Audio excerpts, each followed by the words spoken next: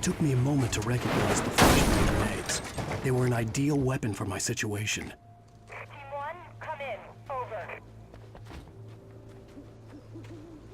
Team 1, this is Sheriff Breaker. Report. Over. Team 2, come in. I need a report. Over. Come on, guys. Talk to me. Come in, please. Over.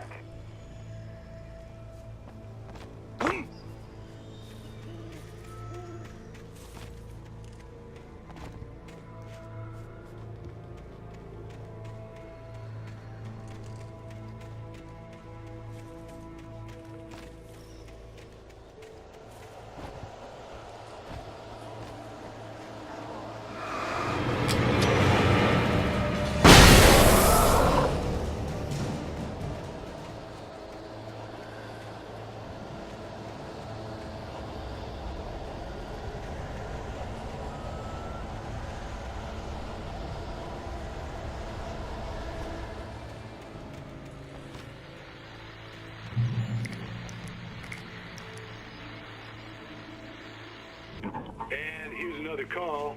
You're on KBF-FM with Pat Maine. It's Milt Peabody, Pat.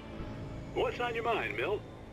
Well, I live near the trailer park, Pat, and there's a big ruckus going on over there. Well, that's just up the road from me, too. What's going on, do you know? I don't know, but there's a bunch of police cars there, lots of sirens, a helicopter buzzing around, and I think I heard some gunshots. Gunshots? Yes, sir, like from a pistol. So can you find out what's going on? Because it's just next door and they're popping off guns there. They're still shooting? Maybe 10, 15 minutes ago.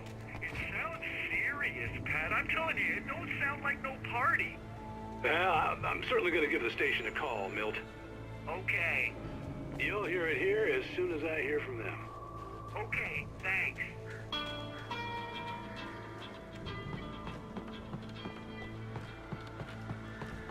You have heard first and assume you are under arrest.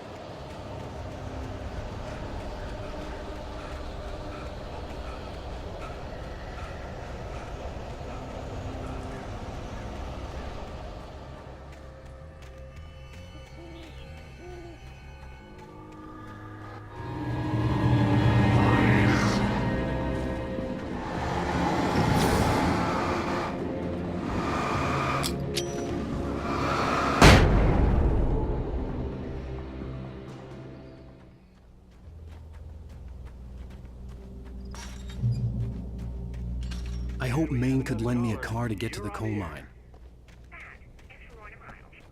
Oh, why, hello, Lorna. What do you have for us?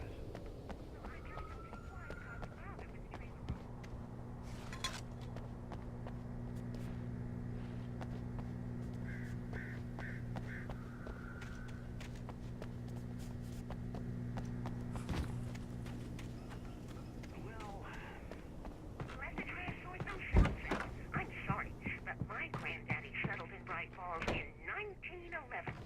Well, thank you very much for that compassionate viewpoint, Lorna. Oh, here's a little surprise. The famous writer Alan Wake just walked in. Folks, I'm going to see if I can talk him into an interview. Come on in, Mr. Wake. Oh, I'm so glad you could find the time to do this, Mr. Wake. Nowhere to run now, Dan Brown. You back away from me. Don't hurt. Whoa. Everyone calm down. Put the gun down. We're all friends here, right? Cool your jets, Nightingale. We got him. Judas Priest! What the hell's the matter with you? There's a civilian in there.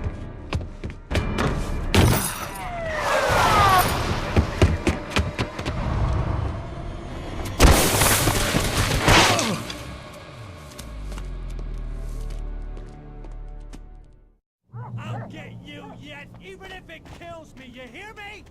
You hear me, H.P. Lovecraft? I had fallen off so many cliffs it was ridiculous. That's what you get for naming a book The Sudden Stop. It was probably good I hadn't had the chance to tell Maine where I was going. I'd have to lose the cops and find my own way to the mine.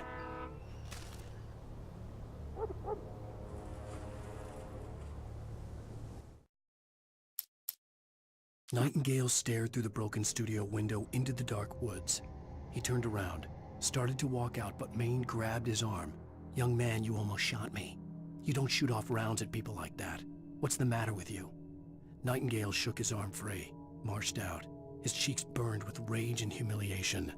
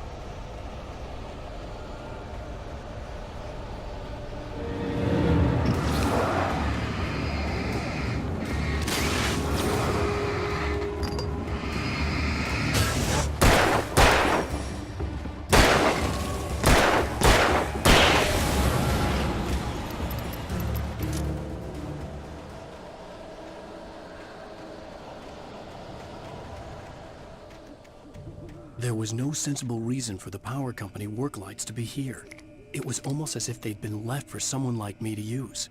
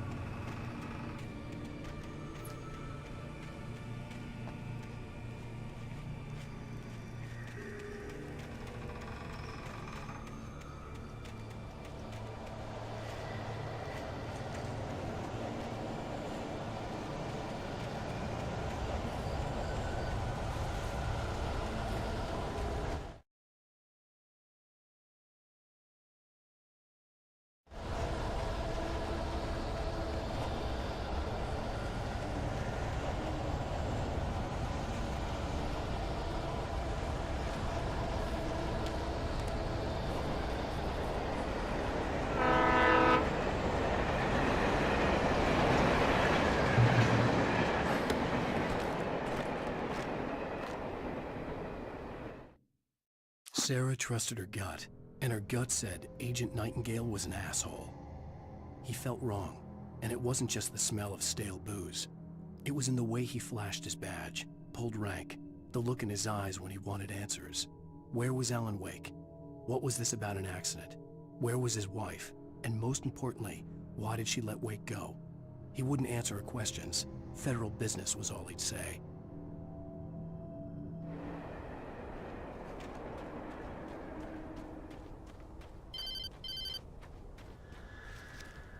Hello? He's the most stubborn man I've ever met. Alice? Alice? Alan, I'm so afraid. He keeps me in the dark. Please help me. I look at you, Alan, and it's not you. Something else. Looking out from behind your eyes. Alice, I'm here. I'm so alone here. It's all gonna go to hell. You need to be careful. Cooperate. The connection had been terrible, but that wasn't the only thing that hadn't been right with the call. She sounded wrong somehow, but she had called me. The pipe wrenched itself loose from the bridge's steel framework. Wrapped in darkness, it floated in midair, twitching. For a moment, I didn't understand what I was looking at. The heavy object lurched at me with impossible force. I threw myself out of the way, but just barely. When I turned my flashlight on it, it shook in a dark rage before it flew at me again.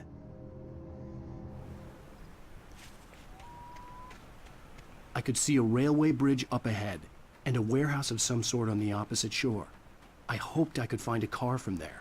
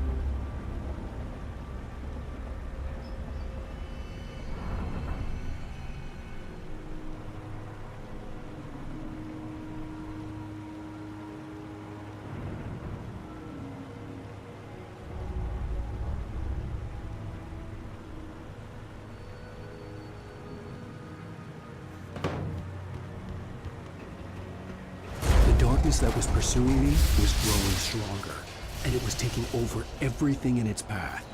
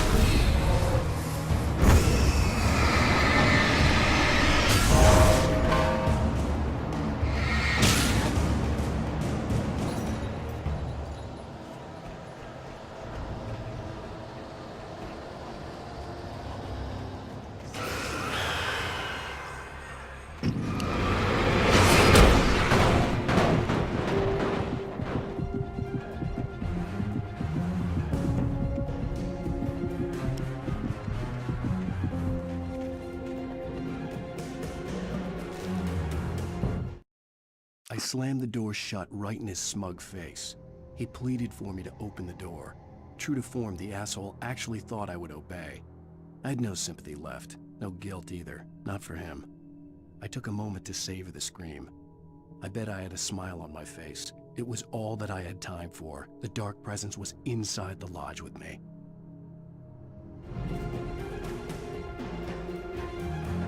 As a teenager, just starting to get interested in writing, Stephen King had been a source of inspiration to me. I thought about all the inanimate objects that had come to life in his books. No one is safe in a good horror story. Certainly not the protagonist.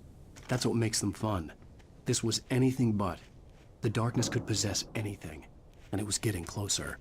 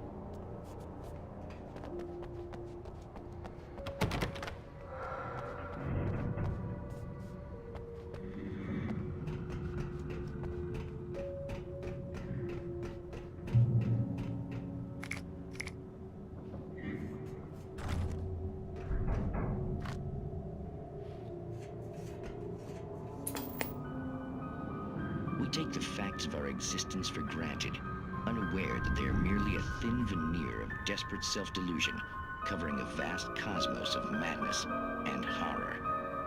All too often, the stars are right. In Night Springs. Tonight's episode, a family occasion. Journalist Alvin Derleth's trip to study the local customs of an insular community in Night Springs has been less than successful. Until tonight. Well, I'm glad you changed your minds about this. Ancient customs, local mythology. My editor loves this kind of stuff. Well, Mr. Derleth, we don't want to feel like we're on exhibition. but you have demonstrated the seriousness of your intent. Oh, I am serious. Really, just do your thing. I'll stay out of your way and observe. Actually, I thought you could assist us. I'm afraid we are a man short. It would provide you with an intimate perspective. Could I really? Of course, Mr. Derleth. Well, I guess that's the least I... What would I have to do? Oh, here. Let me show you with a kiss.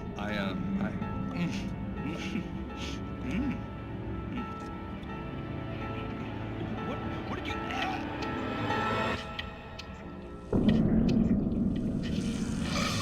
Oh, Mr. Derleth, you have well pleased Nixie Perka, the dweller in flesh. Your body shall host his 1,000 young, and all shall be glory.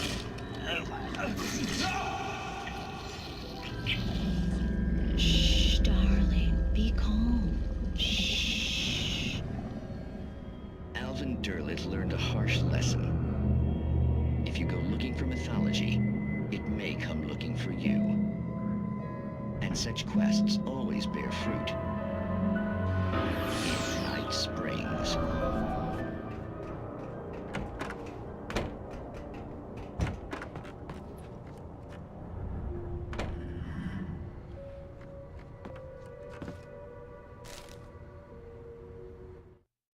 The darkness surged towards me, sucking everything loose from the ground into its depths, tugging at my clothes.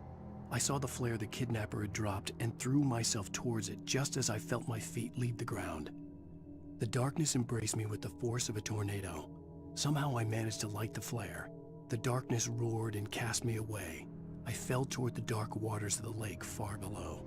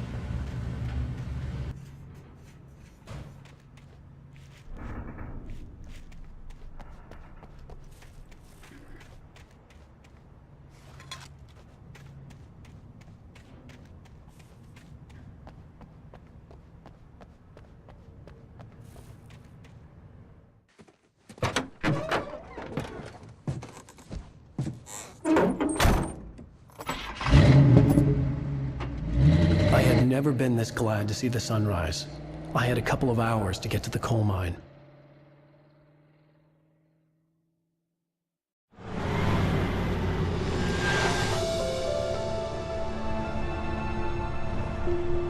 The coal mine wasn't far now.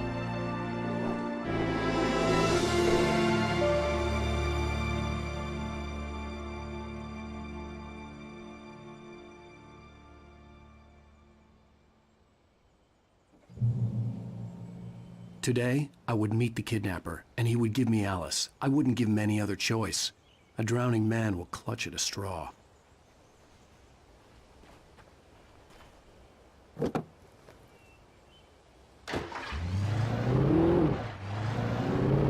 by little, without realizing it, I'd come to believe that the story in the manuscript was coming true. The current of its narrative had taken me deeper and deeper into dark waters. Alice had been taken from me. Barry was probably in jail. I was a fugitive from the FBI. The whole world taken over by the dark presence was trying to destroy me. It all felt real, but it matched a textbook case of insanity.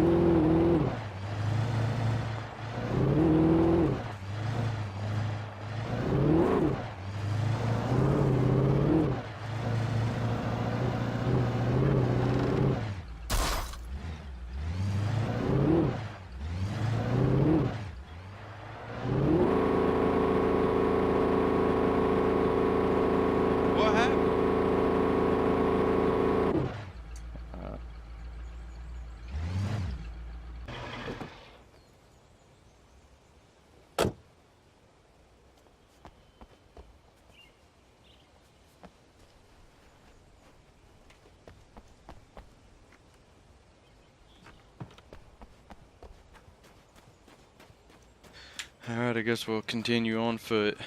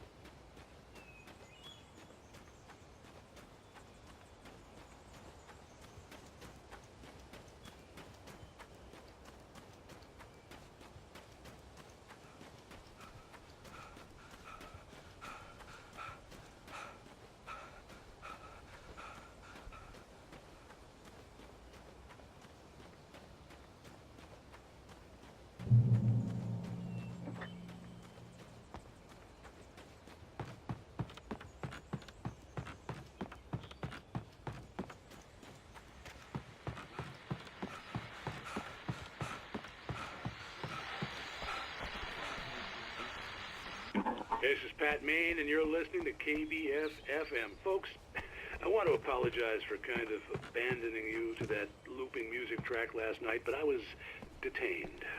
You see, I encountered a big-shot G-man with an itchy trigger finger who could use a lesson in manners and a boot in the ass. Not necessarily in that order either.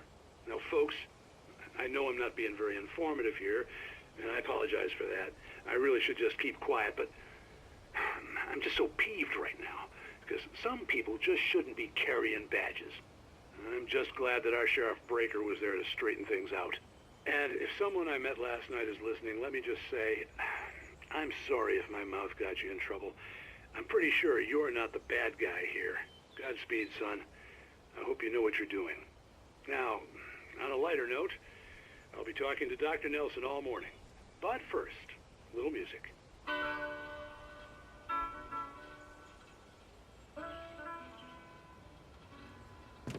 Nobody cares about me.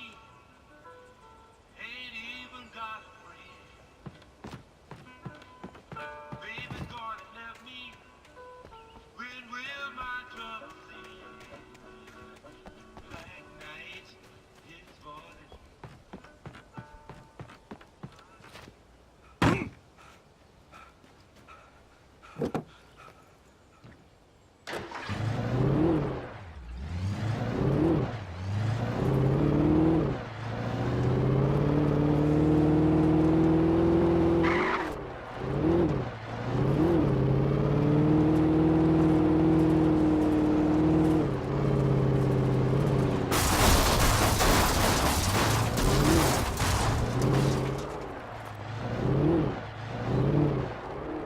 I was early. I was supposed to meet the kidnapper at noon in the main building. The coal mine was quiet. It was a museum now.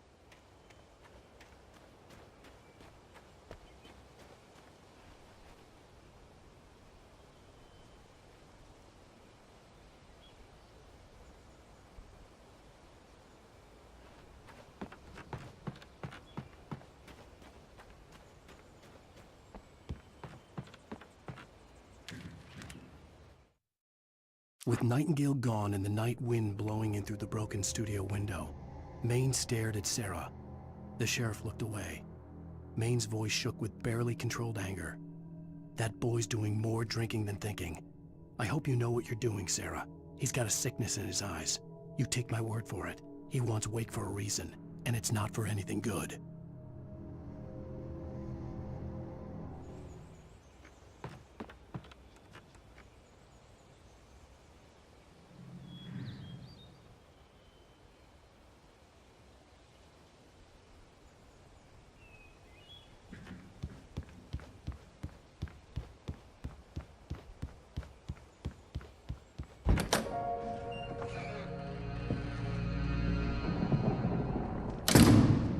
I didn't want to go outside.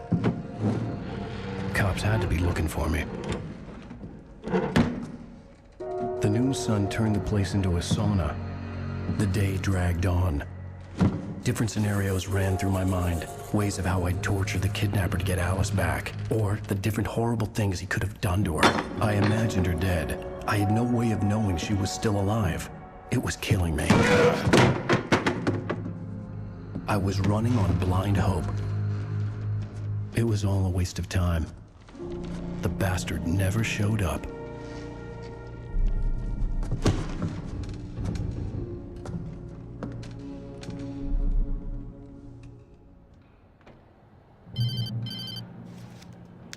Wake! Where the hell are you? Change of plans. You know where Mirror Peak is? It's a big mountain north of where you are. You follow the path from the mine, you can't miss it. There's a lookout point there. I'll be waiting. I'm through being jerked around by you. You want to see your wife alive? Because if you do, you better watch what you say to me. Do we understand each other? I want to talk to Alice. Yeah, and I want the manuscript. Don't keep me waiting, Wake. Hello? Hello! Ah! I'm gonna kill him! I had to get to Mirror Peak.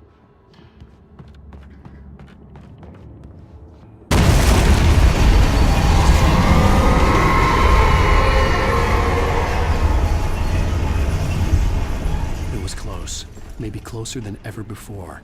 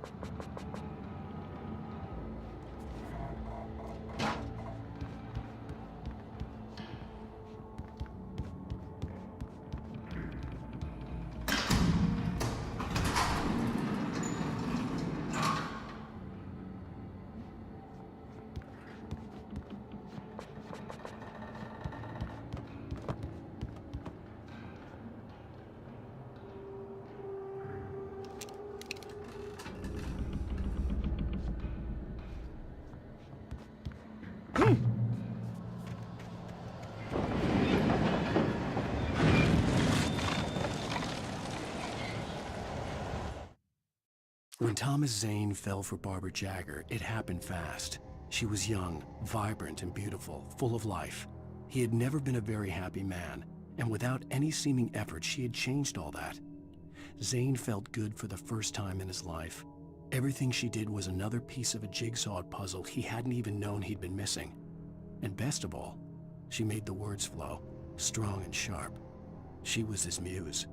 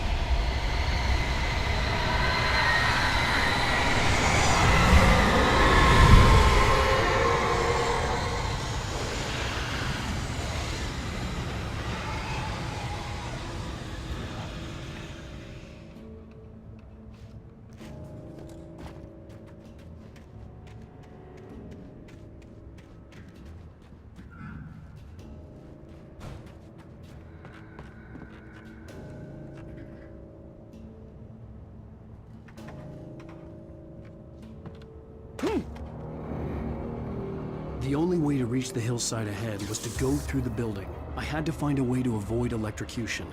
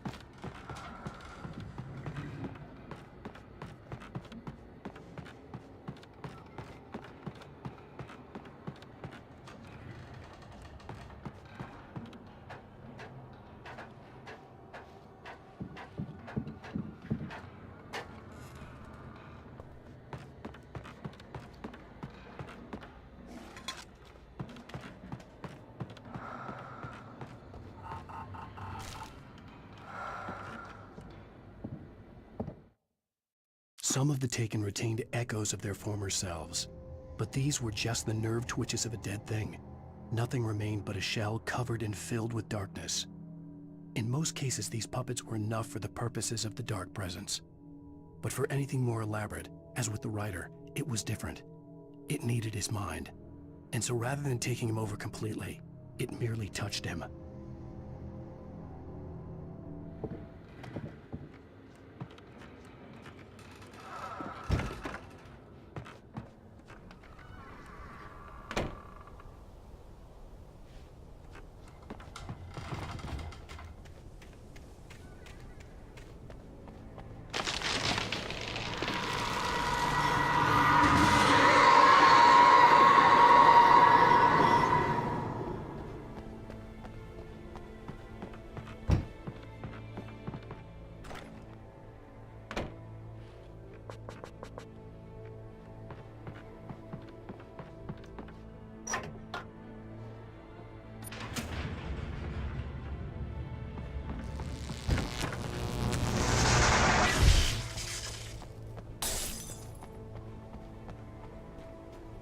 There was no way the flashbang grenades were standard power company equipment.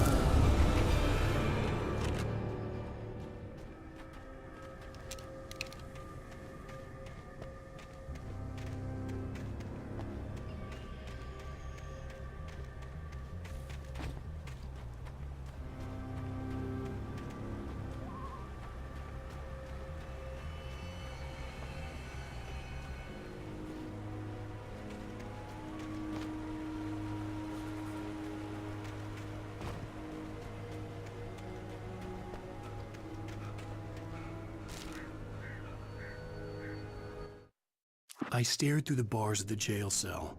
Barry stood behind me, swaying on his feet, looking as ill as I felt. Agent Nightingale stood on the other side of the bars with Sheriff Breaker. Nightingale had a stack of manuscript pages in his hand. He seemed unhinged as he gloated. "Well, I've got you now, Raymond Chandler. It's all here. All the evidence, including conspiracy to murder a federal agent."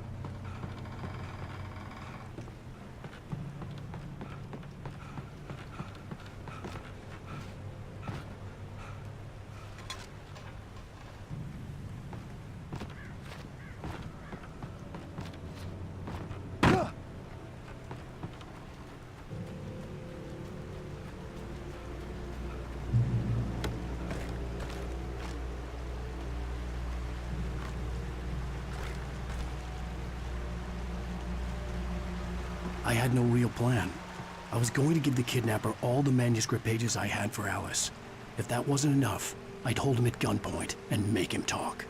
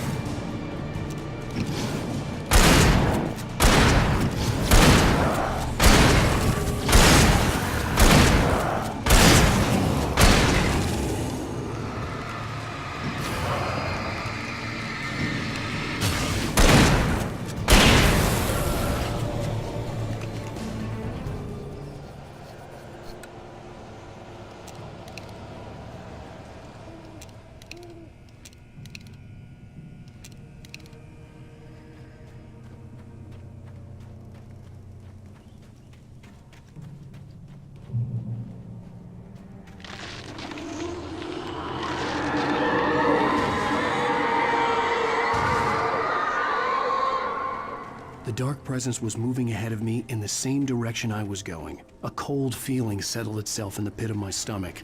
Was it going for Alice? The graveyard shift may cause cancer.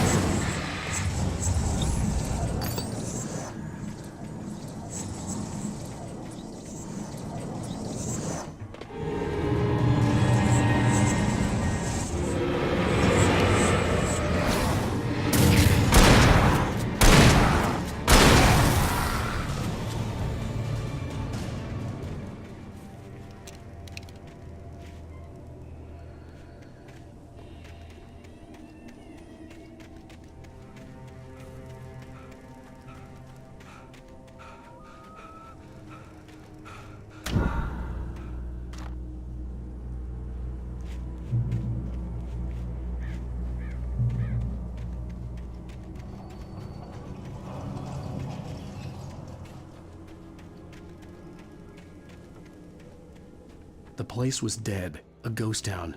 Had been for decades, maybe a century.